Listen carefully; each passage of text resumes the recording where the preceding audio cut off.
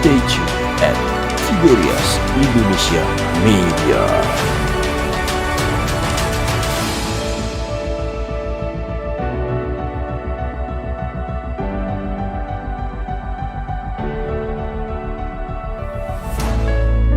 Haleluya.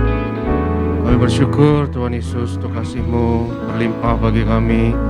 Pagi hari ini kami memuji, memuliakan nama-Mu. Engkau ada di tengah kami, Engkau bertakhta di atas pujian penyembahan kami. Kami lapar dan haus akan kebenaran-Mu, akan firman-Mu ya Tuhan. Dan kami mau duduk diam di bawah kaki-Mu. Urapi hamba-Mu, teguhkan setiap firman-Mu ya Tuhan. Dalam kuasa, tanda, dan mujizat yang adalah pelita bagi kaki kami, terang bagi jalan kami. Dan terlebih hari ini kami akan bersatu dengan tubuh dan darah-Mu. Kami percaya pagi ini yang sakit disembuhkan, yang terikat dilepaskan, setiap kuk dan belenggu dipatahkan. Maka berfirmanlah ya Tuhan, kami siap untuk mendengarkan. Dalam nama Yesus kami berdoa, haleluya. Yang percaya katakan amin, haleluya. Shalom saudaraku, dimanapun saudara berada. Saya berdoa kita semua dalam keadaan yang baik dan aman bersama dengan Tuhan Yesus. Mari kita buka firman Tuhan yang terdapat di dalam Yohanes pasalnya yang ke-11. Yohanes pasal yang ke-11, mari kita baca firman Tuhan ayatnya yang ke-14 dan yang ke-15. Yohanes 11 ayat 14 dan 15. Karena itu Yesus berkata dengan terus terang, Lazarus sudah mati. Tetapi syukurlah aku tidak hadir pada waktu itu, sebab demikian lebih baik bagimu supaya kamu dapat belajar percaya. Marilah kita pergi sekarang kepadanya. Hari Rabu yang lalu, Ibu Gembala sedang membawakan firman Tuhan dari perikop ini, dan saya terinspirasi dengan ayat yang indah ini, saudara. Belajar untuk percaya. Dan minggu Rabu lalu, Ibu Gembala menekankan pentingnya untuk belajar percaya. Bahwa iman adalah suatu pembelajaran. Iman itu butuh belajar. Jadi khotbah saya hari ini adalah belajar percaya. Kita harus belajar untuk percaya. Yesus menunda kedatangannya untuk menyembuhkan Lazarus. Dan kadang Tuhan buat kita deg-degan, saudara. Supaya kita belajar untuk percaya. Mari kita belajar percaya dalam ujian, dalam tantangan, dalam persoalan hidup kita. Saudara yang isoman hari ini mendengarkan firman Tuhan, baik di rumah, isolasi mandiri, maupun bahkan di rumah sakit sekalipun. Mari belajar untuk percaya. Saudara yang mengalami tantangan keuangan finansial, belajar untuk percaya. Saudara yang menerima diagnosa dokter yang mengecewakan, yang menakutkan, belajar untuk percaya. Saudara yang mengalami konflik, masalah dalam keluarga atau hubungan dengan orang lain, belajar untuk percaya. Iman Kristen adalah suatu pembelajaran. Kita harus belajar untuk percaya. Dan kadang itu bukan hal yang mudah. Kadang Tuhan buat kita deg-degan. Seperti Yesus telat datang atau menunda kedatangannya untuk menyembuhkan Lazarus. Itu adalah suatu ujian supaya kita sekolah percaya. Percaya harus sekolah, dan sekolahnya adalah pengalaman hidup kita. Sekolahnya kadang adalah ujian, tantangan, persoalan hidup kita. Dan kadang uang sekolahnya mahal, saudara. Dan kadang bukan hal yang mudah untuk kita lewati. Iman dalam Yesus adalah suatu pembelajaran, adalah suatu perjalanan, bahkan kadang suatu pergumulan. Iman dalam Yesus bukanlah suatu indoktrinasi. Iman dalam Yesus bukan sesuatu yang harus kita percaya buta. Tapi kita harus alami. Kita harus pelajari. Iman dalam Yesus nggak boleh cuci otak. Tapi saudara harus benar-benar yakin dan beriman kepada Tuhan Yesus. Sama seperti ketika Yesus bertanya kepada Petrus, kepada murid-muridnya. Kata orang, siapakah anak manusia? Lalu muridnya menjawab, ada yang bilang Elia, ada yang bilang Yeremia, ada yang bilang dan lain sebagainya. Itu kata orang. Tapi kata kamu, siapakah anak manusia? Lalu Petrus menjawab bahwa engkaulah Mesias, anak Allah yang hidup. Bukan lagi kata orang, bukan lagi kata manusia, bukan lagi rumor, saudaraku. Tetapi menurut kamu, siapa Yesus? Iman kepada Yesus itu sangat private, sangat personal, sangat pribadi yang harus kita alami sendiri. Belajar untuk percaya. Iman dalam Yesus harus otentik, harus original. Gak boleh karena ikut-ikutan, gak boleh karena tekanan, gak boleh karena cuci otak, gak boleh karena indoktrinasi. Tapi betul-betul harus genuine, harus original. Karena ujung-ujungnya kita akan dihakimi bukan menurut apa kata orang, tapi apa kata engkau, imanmu sendiri. Dan itu sesuatu hal yang private antara engkau dan Tuhan dan tidak ada orang lain yang ikut campur. Sehingga iman dalam Tuhan haruslah sesuatu yang pembelajaran. Suatu keyakinan pribadi sendiri. Bukan karena ikut-ikut orang, bukan karena apa kata orang, bukan karena tradisi, apalagi bukan karena cuci otak. Mari kita lihat firman Tuhan dalam Wahyu pasal yang ke-13. Wahyu pasal yang ke-13, kita mau lihat firman Tuhan ayatnya yang ke-15. Wahyu 13 ayatnya yang ke-15, satu ayat yang menarik mengenai akhir zaman, saudara. Dan ayat ini bukan ayat yang gampang ditafsirkan. Dan kepadanya diberikan kuasa untuk memberikan nyawa kepada patung binatang itu. Sehingga patung binatang itu berbicara juga dan bertindak begitu rupa. Sehingga semua orang yang tidak menyembah patung binatang itu dibunuh. Ayat yang menarik mengenai antikristus di akhir zaman. Saya yakin bahwa ayat ini juga ada hubungannya dengan indoktrinasi. Apa yang saya maksud dengan hal tersebut, saudara? Tuhan menciptakan manusia yang adalah gambar dan rupa Allah. Saya percaya bahwa hanya dalam Yesus kita menjadi individu manusia yang utuh, otentik, diurapi dan merdeka. Mereka yang menolak Yesus itu seperti patung, itu seperti boneka, seperti robot. Iblis mau menciptakan boneka, robot, patung, bukan individu manusia yang otentik, original, dan merdeka. Apalagi kita akan merayakan kemerdekaan bentar lagi dan sekaligus kita memperingati ulang tahun gereja.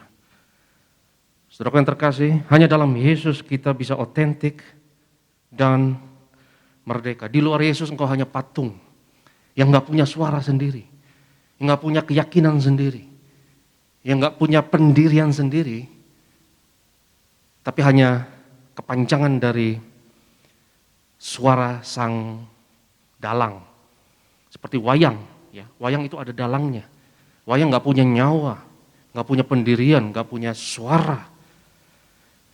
Dan kadang kita alami ini. Saya perhatikan saudaraku, orang-orang yang, khususnya orang yang radikal misalnya, seseorang yang sudah dicuci otak, indoktrinasi, dia nggak punya pendirian sendiri, dia tidak punya keyakinan sendiri.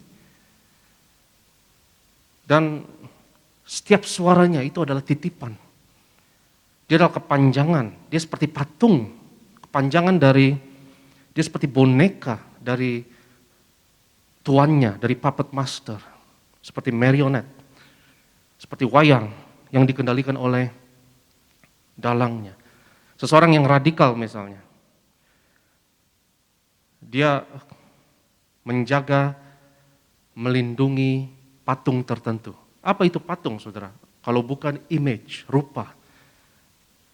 Dan itu kenapa orang yang radikal, misalnya kalau saudara ngobrol sama orang yang radikal, saudara nggak bisa, seperti bukan ngobrol sama orang, seperti ngobrol sama patung, seperti sama robot, seperti sama boneka. Dan kalau dia ngomong, saudara tahu, saudara bukan ngomong sama ini orang, engkau ngomong sama,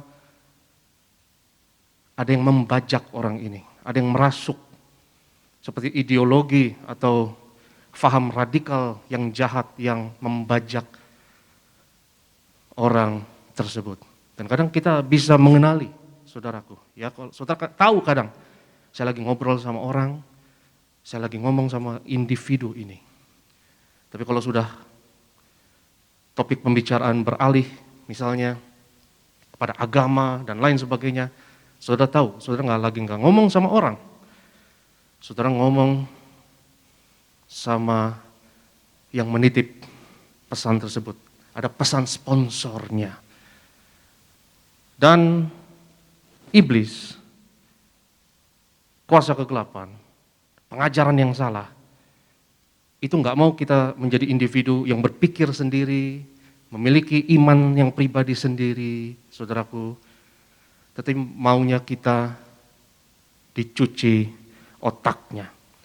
Itu kenapa orang yang radikal, misalnya dalam faham apapun, kalau saudara ajak ngomong, mereka pasti merasa dirinya paling benar sendiri. Dan mereka menjaga image, wibawa, atau patung tersebut. Itu kenapa kalau iman mereka dipertanyakan, mereka akan marah. Itu ciri-ciri orang yang adalah patung, saudara, boneka atau robot. Mereka nggak punya suara sendiri. Sebenarnya mereka nggak punya keyakinan pribadi sendiri. Mereka paksakan keyakinan itu. Itu kenapa kalau ketika dipertanyakan imannya, mereka pasti matanya menyala-nyala dan marah. Dan biasanya akan gunakan kekerasan untuk bela patung tersebut, untuk bela image tersebut. Itu kenapa? Setiap orang yang tidak menyembah patung tersebut, Alkitab katakan, dibunuh. Ya, kadang saudara ngobrol sama orang, saudara tahu, ini bukan orang ini yang ngomong. Saya lagi nggak ngomong sama orang ini. Saya lagi ngomong sama sesuatu yang ada di balik orang tersebut dan membajak orang tersebut. Misalnya contoh yang lebih moderat, misalnya ketika saudara ngobrol sama juru bicara perusahaan misalnya, apalagi kalau diwawancara wartawan, dia jaim tentunya, jaga image. Nah itu dia, jaga patung itu, wibawa tersebut dijaga. Ya. Dan saudara tahu, saudara lagi nggak ngobrol sama orang. Saudara ngobrol sama perusahaan. Saudara lagi ngobrol sama institusi yang ada di balik orang tersebut. Demikian juga saudaraku, ya, kadang kita tahu kapan kita ngobrol sama orang, kadang kita tahu kapan kita ngobrol sama patung.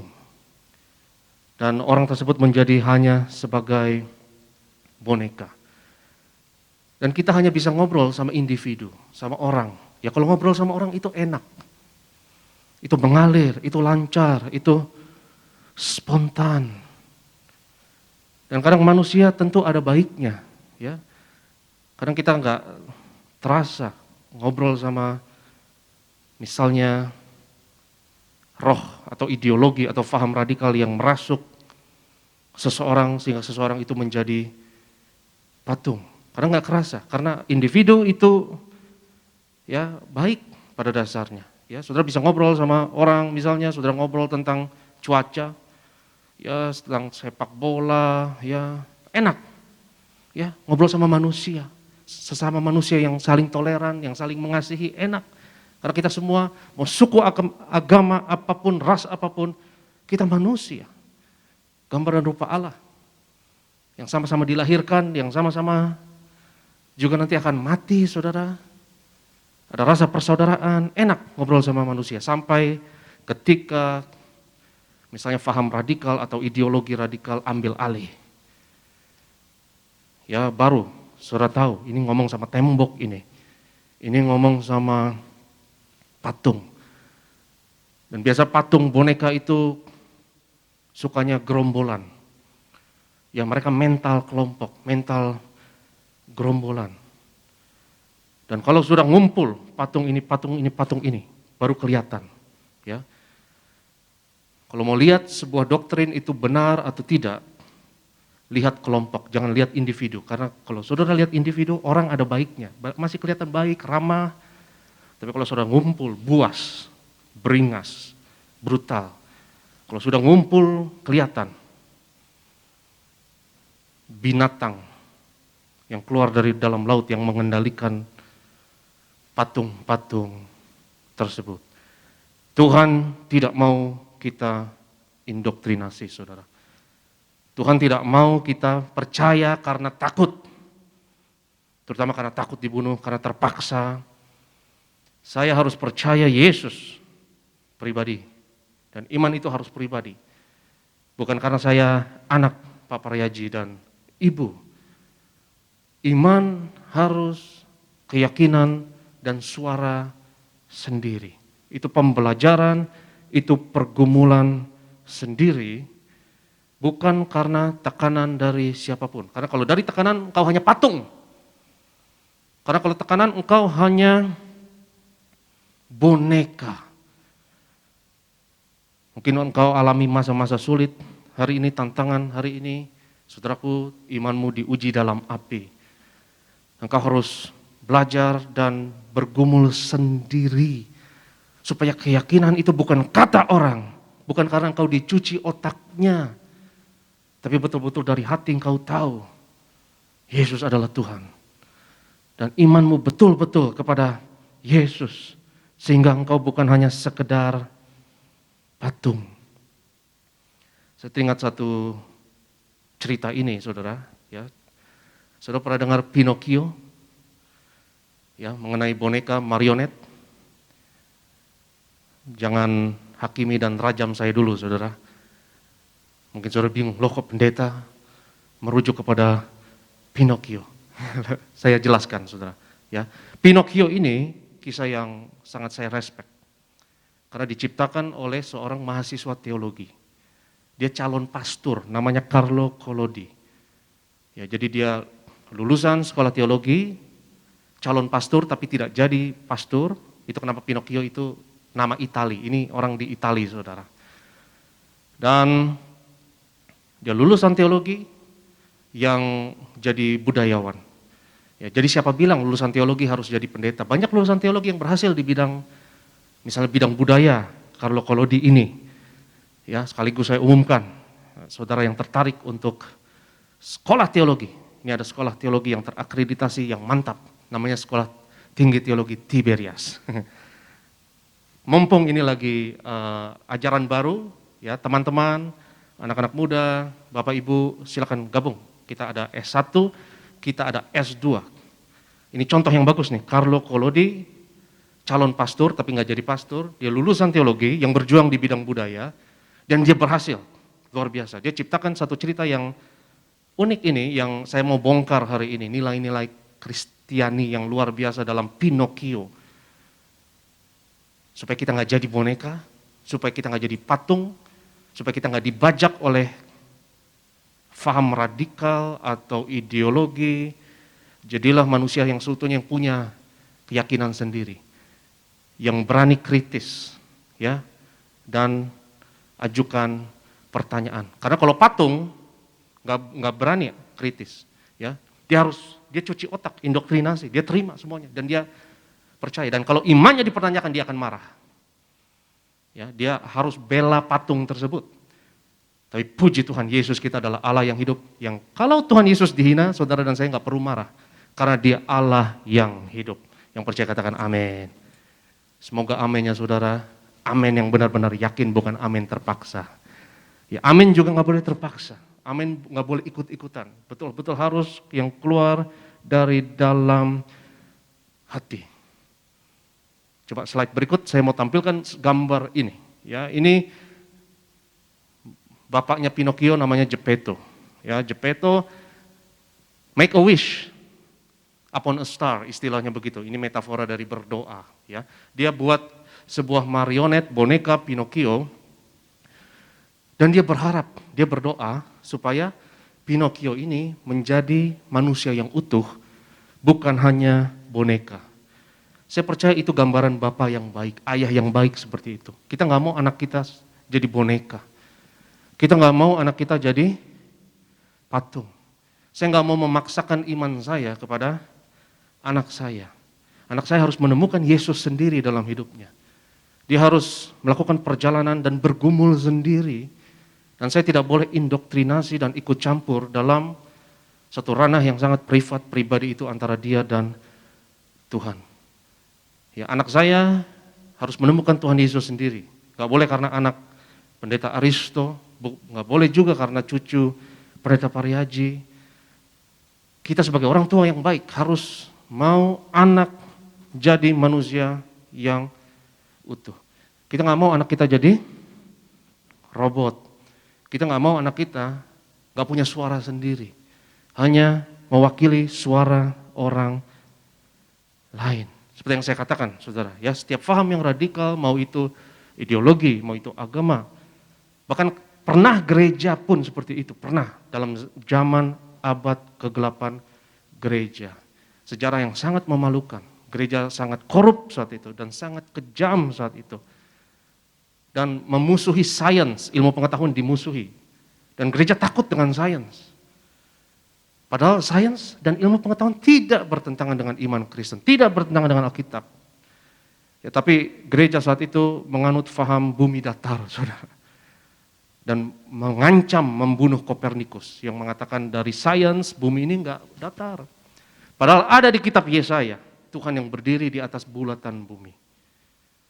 Tapi gereja saat itu percaya bumi ini datar.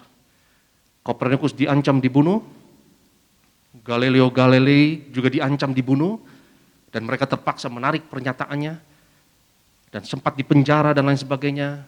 Dan gereja banyak membunuh orang, saudaraku, karena misalnya kalau engkau punya Alkitab, zaman itu engkau akan dibunuh. Karena Alkitab nggak boleh dibaca saat itu. Dan kebenaran dimonopoli. Iman harus pembelajaran, bukan karena indoktrinasi, bukan karena suatu paksaan yang otoriter. Dan kita bersyukur untuk Martin Luther yang memberontak saat itu, berontak dalam hal positif, ya, karena sistem sudah sangat korup dan sangat jahat saat itu. Bahkan gereja mengirim pembunuh bayaran, saudara, untuk membunuh Martin Luther saat itu. Jadi gereja pun bisa, ya, menjadi radikal.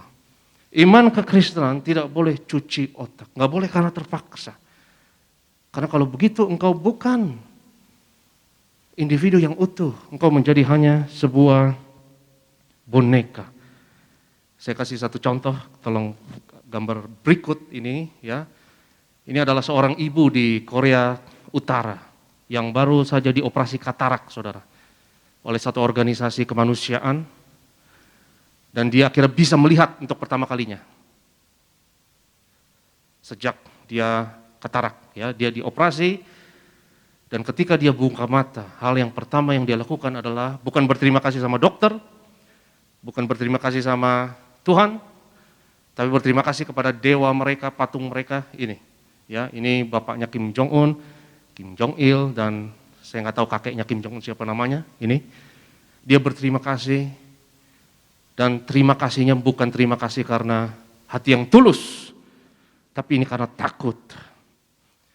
25 juta patung yang ada di Korea Utara, 25 juta rakyat yang ketakutan dengan ilah mereka, dengan patung tersebut. Sehingga mereka bukan manusia yang merdeka, yang utuh, saudara. Mereka nggak punya suara sendiri, mereka hanyalah patung. Dan mereka adalah titipan atau kepanjangan dari suara ilah atau tuannya. Kita bersyukur kita di negara demokrasi, kita bersyukur Indonesia, terus berdoa bagi bangsa kita, saudaraku. Bersyukur kita bukan Korea Utara. Kita jauh lebih bahagia, ya, dengan segala kekurangan yang ada pada kita. Saya yakin kita harus bersyukur.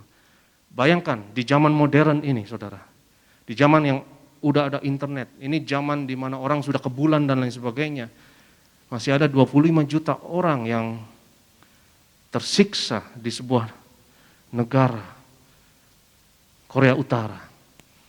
Ada satu pendeta Tiberias, ya, saya nggak tahu dia Korea Utara atau Korea Selatan, ngakunya pendeta Marcel Sarangeo, ya. Dia evakuasi jadi Sairang katanya gitu, saudara. Bercanda, saudara. Jadi saudaraku yang terkasih, di zaman modern ini 25 juta orang jadi patung.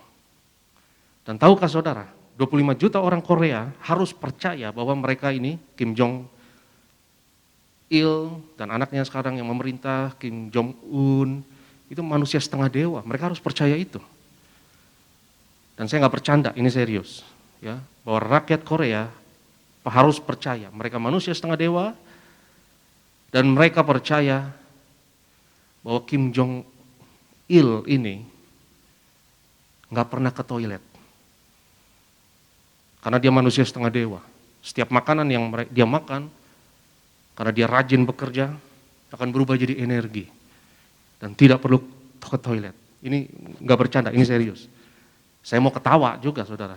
Ya, saya yakin saudara mau ketawa. Di zaman modern ini, 25 juta orang kena hoax, kena prank, dan harus percaya kebohongan, dan kebohongan itu jadi image patung wibawa yang harus dijaga.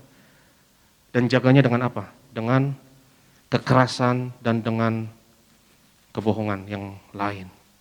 Itu kenapa Pinocchio, patung, kalau dia bohong, apa? Hidungnya tambah panjang. Apa maksudnya itu, ya? Patung harus berbohong karena dia nggak punya keyakinan sendiri. Dan kebohongan itu harus dilindungi dengan kekerasan. Ya, jangan takut kritis. Ya, jangan takut juga untuk ragu-ragu. Kadang saudara ragu nggak apa-apa. Seperti Thomas pun ragu. Bahkan dia bukan hanya ragu, pesimis. Ya. Ketika Yesus akan sembuhkan Lazarus, Thomas nggak setuju bahwa kita akan ke Betania. Thomas nggak setuju, karena Thomas bilang, belum lama kita mau ke sana, kita mau ditimpuki batu. Sekarang kita mau ke sana lagi. Akhirnya Thomas, walaupun dia pesimis, tapi dia tetap ikut, saudara. Dia bilang, ya udah, mari kita ke sana, kita mati. Ya udah, matilah. Dan Thomas walaupun bimbang dan ragu, dia tetap. Waktu Yesus bangkit, dia nggak percaya, tapi dia tetap bersama dengan kumpulan orang percaya. Sekalipun saudara ragu, bimbang, nggak apa-apa. Yang penting saudara punya iman yang original. Jangan takut untuk kritis. Daripada engkau diindoktrinasi, dicuci otak, dan engkau jadi patung yang tidak otentik. Dan itu kenapa Alkitab katakan, ya, Paulus bilang, kita harus berbelas kasihan kepada orang yang bimbang. Jangan orang yang bimbang kita hakimi. Orang yang ragu di masa tantangan, masa sulit. Kadang iman sebuah pergumulan. Saudara harus jalani itu, saudara. Supaya apa? Imanmu itu otentik dan bukan hasil cuci otak. Ya, gereja pernah stop pembelajaran.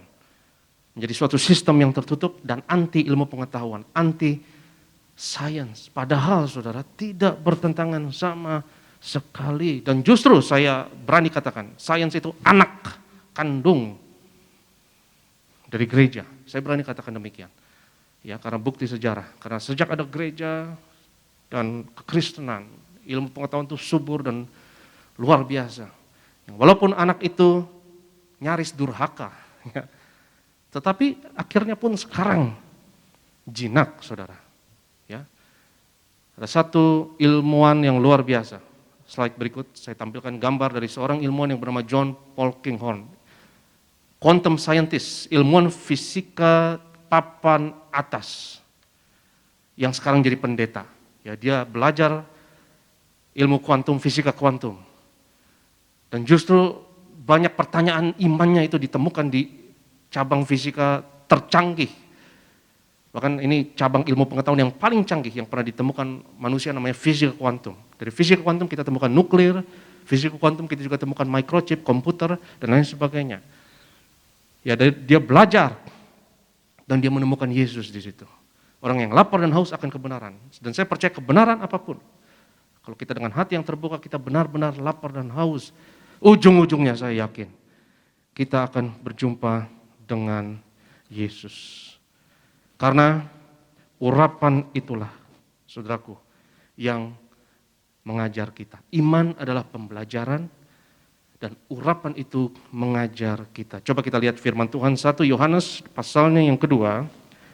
1 Yohanes pasalnya yang kedua, kita lihat ayatnya yang ke-27. Urapan itu mengajar kita. Kalau iman adalah pembelajaran, urapan itu juga mengajar kita. Sebab di dalam diri kamu tetap ada pengurapan yang telah kamu terima daripadanya. Karena itu tidak perlu kamu diajar oleh orang lain. Tetapi sebagaimana pengurapannya, perhatikan, mengajar kamu tentang segala sesuatu dan pengajarannya itu benar, tidak dusta, dan sebagaimana ia dahulu telah mengajar kamu, demikian hendaknya kamu tetap tinggal di dalam Dia. Urapan mengajar kita, terutama mengajar untuk tetap tinggal di dalam Tuhan. Kalau saudara ada keraguan, ada kebimbangan dalam perjalanan hidup ini, saudaraku yang terkasih, nggak apa-apa. Yesus umur 12 tahun pun kritis. Umur 12 tahun dia mengajukan banyak pertanyaan di bait Allah. Ya, orang Yahudi itu dari kecil sudah diajar untuk banyak ajukan pertanyaan kritis. Jangan takut kalau iman kita dipertanyakan. Jangan marah juga kalau Yesus dihina pun kita tidak akan marah. Amin, saudara. Karena Yesus adalah Allah yang hidup. Kita nggak perlu bela. Kita tidak perlu marah. Kalau orang menghina, menjelekkan Tuhan Yesus, itu tidak akan mengubah keindahan dan kedahsyatan dari Tuhan kita. Tidak akan mengubah sedikit pun. Saudaraku yang terkasih, Tuhan mau iman kita suatu pembelajaran. Otentik, original, utuh, bukan karena indoktrinasi. Bukan seperti misalnya faham radikal yang harus percaya buta, yang adalah hasil cuci otak. Percayanya itu adalah hasil cuci otak. Orang-orang seperti itu, saudaraku, bukan manusia utuh yang diurapi, tetapi patung. Dan saya percaya kita akan menemukan jati diri kita yang seutuhnya hanya di dalam Yesus. Di luar Yesus, kau tidak akan menemukan siapa dirimu. Tapi kalau kau ketemu Yesus, kau juga ketemu siapa dirimu sendiri. Karena kita ada di dalam Dia, dan Dia ada di dalam kita. Dan saya percaya bahwa ketika kita berjumpa Yesus, menemukan Yesus dalam hidup kita, itulah jati diri kita sesungguhnya. Itulah fitrah manusia sesungguhnya, berada di dalam Yesus. Slide berikut, gambar berikut menarik, saudara, ya. Karena dalam kisah Pinocchio, slide berikut, tampilkan. Ada menarik dari kisah Pinocchio ini. Kita tahu Pinocchio adalah boneka, ya. Lalu bapaknya Pinocchio, Geppetto ini ditelan oleh ikan paus. Dan boneka ini, Pinocchio ini mengambil resiko yang besar, mempertaruhkan katakanlah nyawanya, walaupun dia boneka, tapi dia mau mempertaruhkan hidupnya demi menyelamatkan bapaknya. Dia turun masuk saya tahu ini fiktif, saya tahu ini dongeng, saya tahu ini cerita, animasi yang akhirnya dibeli oleh Disney, saudaraku, dari Carlo Collodi ini. Tapi ada nilai Kristen yang luar biasa, ya, bahwa Pinocchio yang boneka ini berusaha menyelamatkan bapaknya, dan bapaknya ini dimakan ikan paus. Lalu apa yang terjadi? Kita lihat slide berikutnya. Pinocchio menjadi secara ajaib, ya, menjadi manusia yang utuh. Dia tiba-tiba nggak jadi boneka lagi. Tiba-tiba setelah dia berkorban, setelah dia berani mempertaruhkan nyawanya untuk menyelamatkan ayahnya. Ini luar biasa. Yang saya maksud adalah kebenaran di balik kisah ini mesianik, saudara. Luar biasa. Ini mengingatkan kepada kita kematian dan kebangkitan Yesus. Ketika kita menjadi seperti Yesus, barulah kita menemukan jati diri kita sesungguhnya. Baru engkau bukan lagi patung, engkau bukan lagi boneka, tapi engkau menjadi manusia yang otentik. Kita lihat Matius 10 ayatnya yang ke-39. Matius pasal yang ke-10 ayatnya yang ke-39. Ini kenapa kita katakan orang yang mempertahankan nyawanya atau hidupnya itu akan kehilangannya. Tapi orang yang kehilangan nyawanya karena aku, Yesus katakan, ia akan memperolehnya. Kita menemukan jati diri kita sesungguhnya ketika kita menjadi seperti Yesus. Ketika kita tahu tujuan hidup kita yang tertinggi adalah menjadi seperti Tuhan, serupa dengan Dia dalam kematian dan kebangkitannya. Pinocchio hanya menjadi manusia yang utuh, bukan lagi boneka, saudara.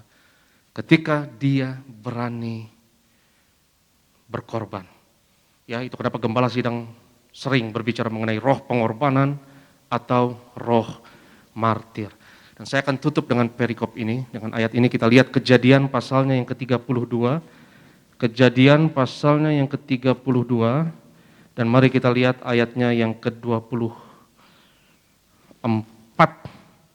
Kejadian 32, kita lihat dari ayatnya yang ke-24 seterusnya. Lalu tinggallah Yakub seorang diri dan seorang laki-laki bergulat dengan dia sampai fajar menyingsing. Ini perikop yang aneh, saudara. Ketika orang itu melihat bahwa ia tidak dapat mengalahkan Yakub, ia memukul sendi pangkal paha Yakub, sehingga sendi pangkal paha itu terpelecok ketika ia bergulat dengan orang itu. Lalu kata orang itu, biarkanlah aku pergi karena fajar telah menyingsing. Sahut Yakub, aku tidak akan membiarkan kau pergi jika engkau tidak memberkati aku. Bertanyalah orang itu kepadanya, siapakah namamu? Sahutnya, Yakub. Lalu kata orang itu, namamu tidak akan disebutkan lagi Yakub, tetapi Israel. Sebab engkau telah bergumul melawan Allah dan manusia. Perhatikan Allah dan manusia. Kita tahu Allah dan manusia, siapa lagi kalau bukan Tuhan Yesus. Dan engkau menang. Iman adalah pergumulan. Iman adalah pembelajaran. Ini perikop yang menarik. Dan tahukah saudara apa arti kata Israel? Israel artinya dia yang bergulat dengan Allah. Dia yang bergumul melawan Allah. Kapan kita tahu pembelajaran dan pergumulan ini kita lulus? Ketika saudara sudah angkat tangan. Tuhan akan turun tangan. Itu saudara sudah lulus pembelajaran. Kalau saudara sadar saya nggak tahu apa-apa, saudara lulus pembelajaran tersebut. Kalau saudara masih kuat, masih bergumul, masih merasa dagingnya ini yang dominan, saudara terus bergulat. The power of kepepet, saudara. Ketika kita angkat tangan, Tuhan turun tangan. Ketika saudara sudah menyerah, justru engkau menang. Ini aneh, ini paradoks.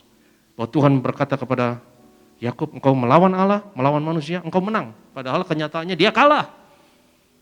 Kenyataannya kalah. Ketika engkau kalah, engkau menang. Iman adalah pembelajaran. Dan ujung-ujungnya kita lulus, saudara, kalau kita berserah. Kalau kita angkat tangan. Kalau kita tahu kita nggak bisa apa-apa, kita nggak tahu apa-apa, dan kita nggak ada apa-apanya di luar Yesus, selamat. Engkau lulus. Situasi apapun yang engkau alami hari ini, mari, iman adalah pembelajaran, dan mari belajar. Walaupun itu nggak gampang, lewati ujian, lewati api, lewati lembah kekelaman, tapi Tuhan mau kita manusia yang utuh. Tuhan gak mau menciptakan patung, Tuhan sayang sama kita. Tuhan mengasihi kita, Tuhan gak mau kita jadi boneka, robot. Tuhan mau kita jadi manusia yang memiliki iman yang otentik. Karena orang kalau sudah percaya Yesus, saudara, itu gak ada matinya. Gak ada lawan. Gak ada lawan. Kalau orang sudah punya iman pribadi kepada Yesus, bukan karena indoktrinasi, bukan karena itu ikut-ikutan, itu nggak ada yang dapat menggoyahkan iman tersebut. Kalau itu betul-betul keluar dari hati, original dan otentik. Apapun masalah saudara, apapun pergumulan saudara hari ini, mari kita bangkit berdiri, saudaraku, dimanapun kau berada. Kita sembah Tuhan Yesus dengan iman percaya yang sungguh. Saat ku tak dapat melihat jalanmu, hatiku percaya. Saat ku tak melihat jalanmu, saat ku tak mengerti rencanamu, namun tetap ku pegang janjimu.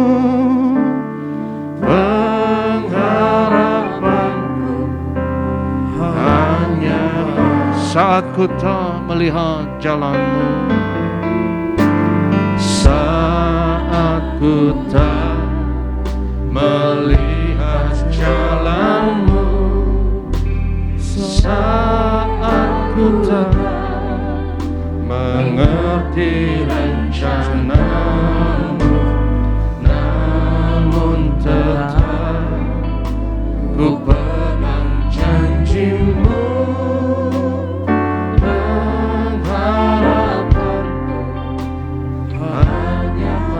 Tanganmu di hadapan Tuhan, katakan dengan sungguh, hatiku percaya,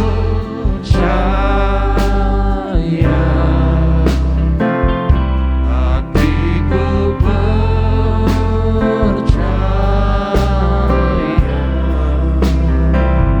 hatiku percaya, selalu hatiku percaya, hatiku percaya. Lewati lembah kelam, katakan, hatiku percaya. Lewati setiap badai persoalan, katakan, hatiku percaya, selalu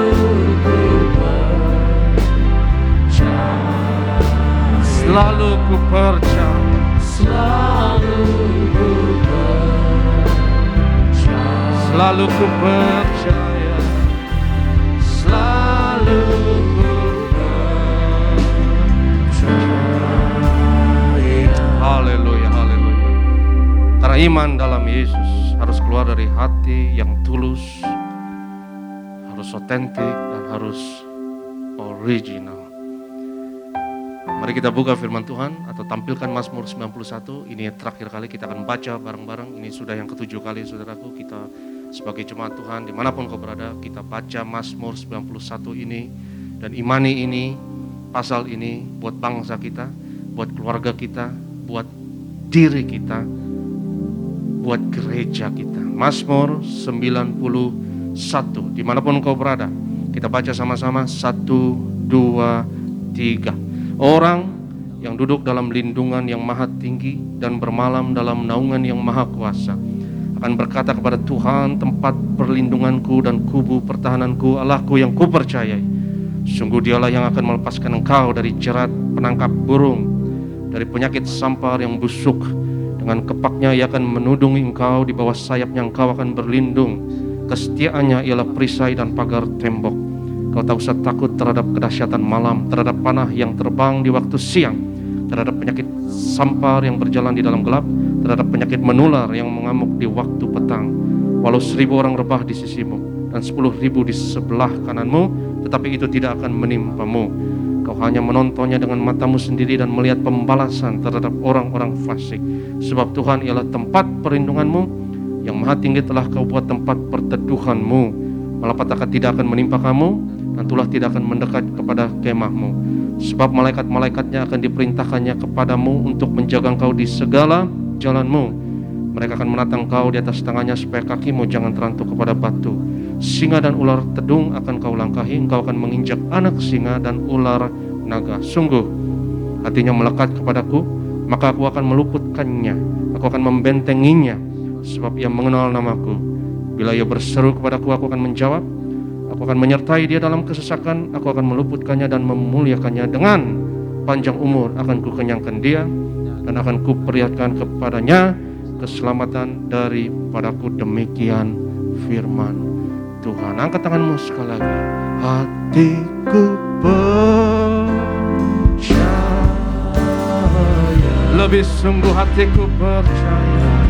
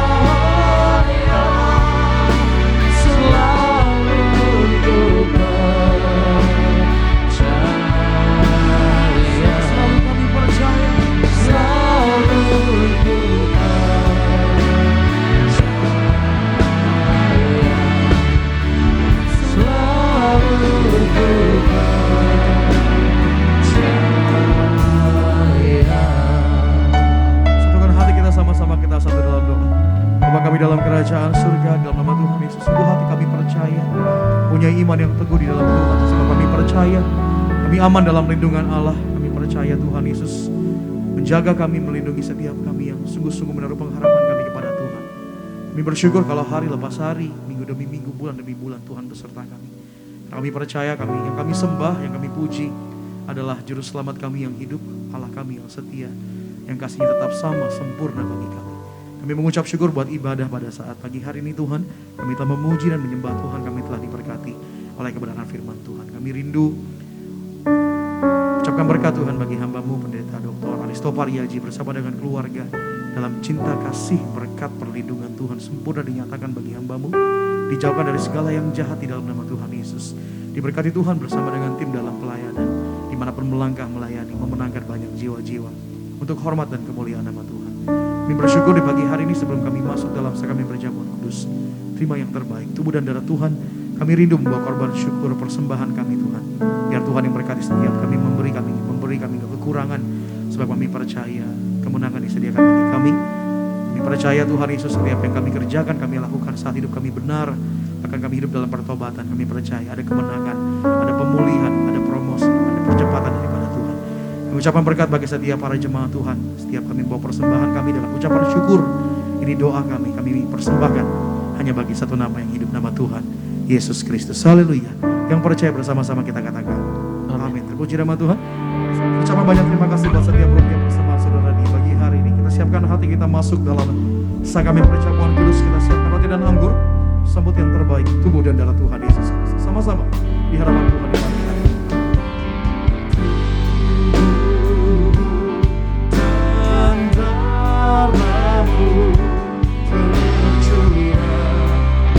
Mari bersama-sama jemaat Tuhan kita bangkit berdiri, sambut sakramenen perjamuan kudus, tubuh dan darah Tuhan.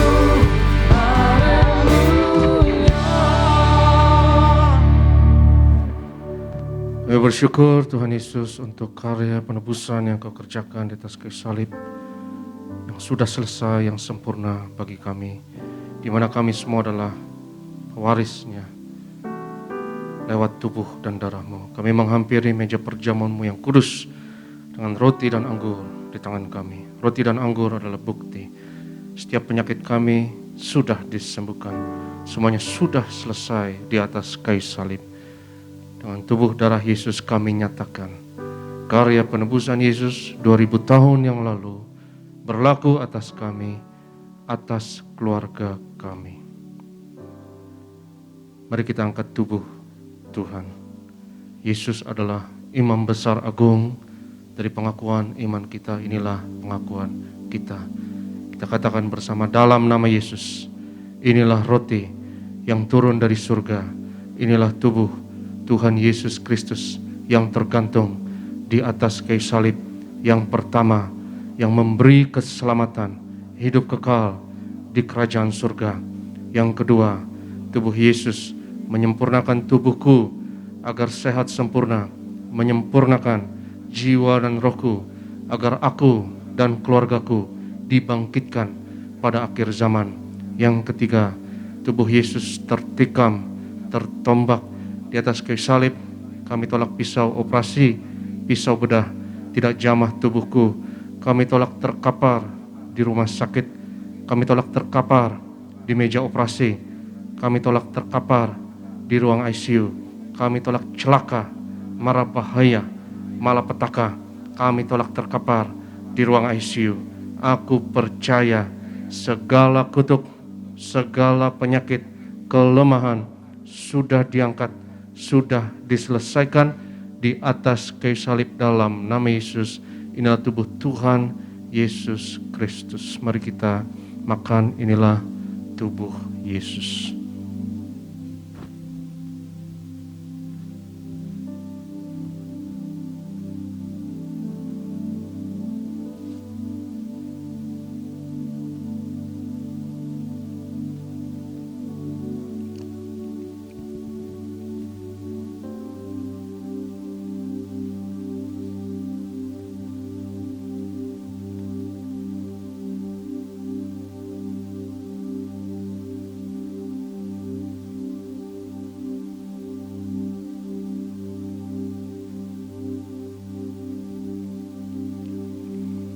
Sesudah itu Yesus mengangkat cawan, mengucap syukur atasnya, seraya berkata, ambillah dan minumlah, inilah darahku, darah perjanjian baru yang ditumpahkan untuk pengampunan dosa. Mari kita angkat cawan Tuhan.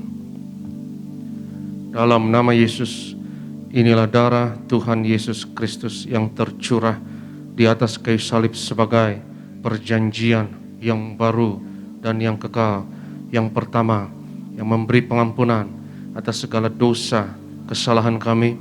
Kami janji bertobat, kami tolak setan dan segala perbuatannya. Keluarga kami, keluarga yang kudus, kami tolak perzinahan, kami tolak poligami, jauhkan dari perceraian. Yang kedua, darah Yesus menyucikan, menguduskan kami. Kami termeterai sebagai warga kerajaan surga. Kami doa punya rumah di bumi dan di sorga. Yang ketiga, oleh darah Yesus, oleh bilur Yesus, dari ujung rambut sampai ujung kaki aku sehat, aku sembuh, penglihatan sempurna. Kami tolak katarak, kebutaan pendengaran sempurna. Kami tolak tuli, setiap sistem dalam tubuhku berkati ya Tuhan, sempurna antibodi, kekebalan tubuh, imunitas sempurna, pernafasan, separu-paru sempurna. Kami tolak COVID-19, kami tolak virus corona atasku dan keluargaku dalam nama Yesus. Pencernaan, syaraf, peredaran darah sempurna, darahku tahir oleh darah Yesus. Kami tolak benjolan apapun, kami tolak kistemium, kami tolak kanker, tumor, kami tolak diabetes, hepatitis, kami tolak asam urat, asam lambung dalam nama Yesus. Kami tolak cuci darah. Sebut sakitmu masing-masing.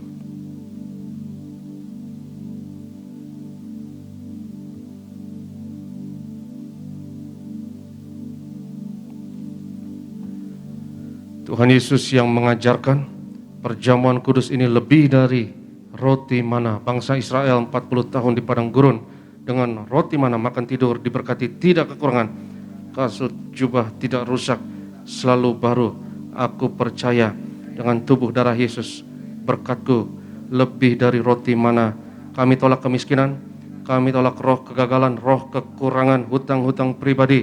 Lunas bulan ini, kami tolak kebangkrutan. Aku percaya segala kutuk, segala penyakit kemiskinan sudah diangkat, sudah diselesaikan di atas kayu salib. Dalam nama Yesus, inilah darah Tuhan Yesus Kristus. Ambillah dan minumlah, inilah darah Yesus.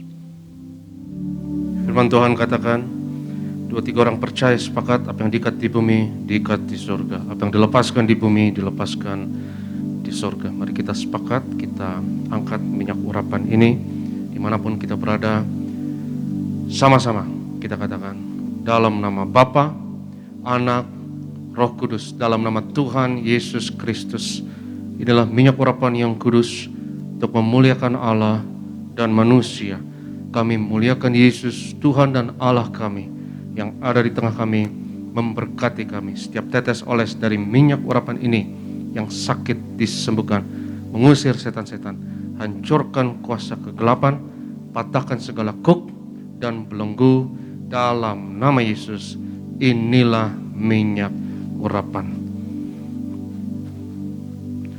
Oleskan atas kening, atas dahi, atas kepala saudara, atas bagian yang sakit. Dalam nama Yesus, inilah minyak urapan. Percaya hari ini engkau diurapi. Kami satu hati dalam doa ya Tuhan, kami bersyafaat bagi gerejamu. Berkati gembala dan ibu, Tuhan beri umur panjang dan kesehatan. Bersyukur di bulan Agustus ini kami merayakan kemerdekaan bangsa kami ya Tuhan. Juga merayakan hari jadi bagi gereja kami. Kami doa Tiberias terus berkibar bagi Indonesia, terus menyelamatkan jiwa-jiwa, menjadi garam dan terang bagi bangsa kami.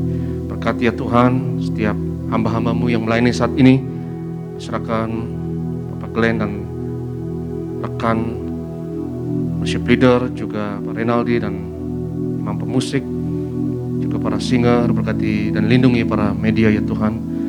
Kami doa perlindungan Tuhan atas kami, terutama yang melayani, juga atas jemaat dimanapun kami berada. Kami doa ya Tuhan lewat pelayanan kami di Tiberias, bilangan orang benar di Indonesia terus bertambah. Indonesia penuh kemuliaan Tuhan, dimenangkan untuk tuayan di akhir zaman. Kami terima berkat Tuhan. Berkat martir mengalir dari gembala sidang kepada setiap hamba Tuhan, setiap jemaat yang terkasih. Sebab Tuhan berfirman kepada Musa, ucapkanlah kata berkat ini atas Israel, dan aku akan berkenan untuk menaruh berkat ini atas mereka.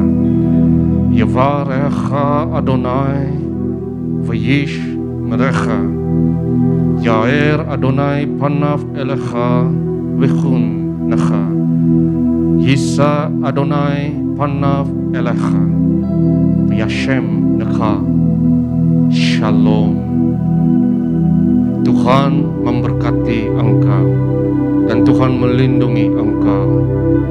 Tuhan menyinarkan wajahnya atasmu dan memberi kepadamu kasih anugerah.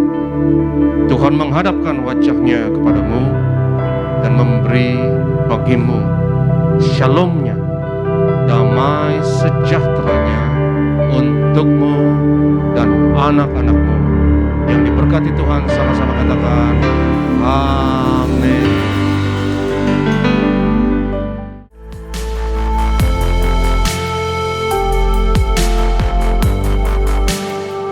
Stay tuned at Tiberias Indonesia Media.